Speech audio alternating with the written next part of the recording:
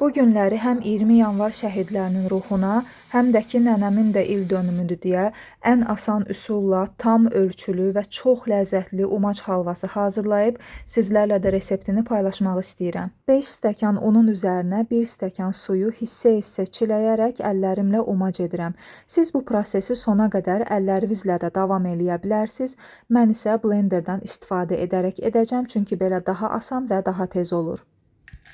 Umacı blendera əlavə edib toz halına gətirirəm. Daha sonra təmiz bir dəsmalın üzərində hardasa 1 saat yarım quruduram.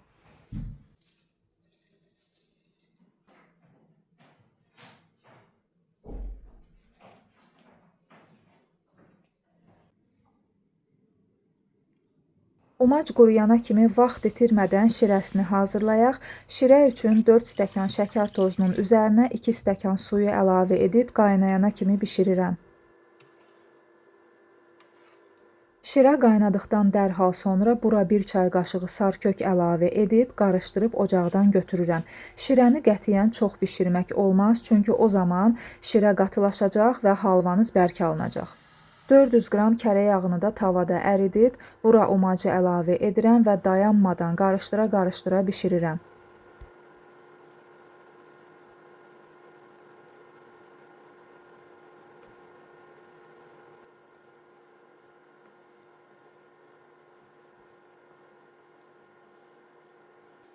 Artıq yarım saatdir ki, umacı qovururam və bişməyinə də çox az qalıb. İndi isə bura halallıq üçün biraz duz əlavə edirəm və tam qızarana qədər qovururam.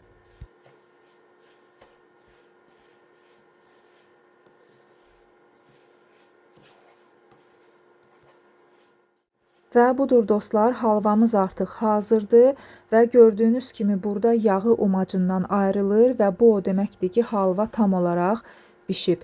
Ocağı söndürürük və indi isə soyuq şərbəti qaynar halvaya hissə-hissə qarışdıra əlavə edirik.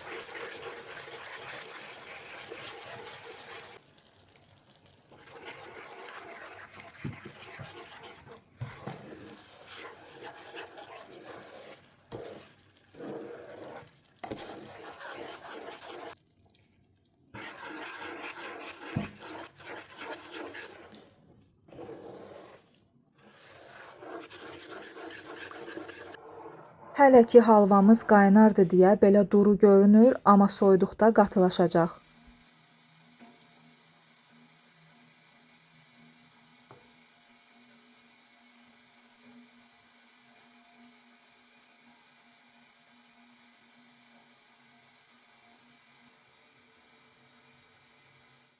Budur dostlar, halvanın üzərində istədiyiniz kimi naxışlar edə bilərsiniz, amma etməsəniz də olar, çünki umac halvası onsuz da belə də gözəldir.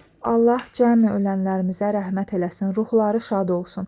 Bugünlük də bu qədər dostlar. İzlədiyiniz üçün təşəkkür edirəm. Əgər videomu bəyəndisə, bəyən düyməsini basıb kanalıma da abunə olmağı unutmayın ki, gələn videolarımı qaçırmayasınız. Məndən göstərmək, sizdən isə bişirmək. Hələlik.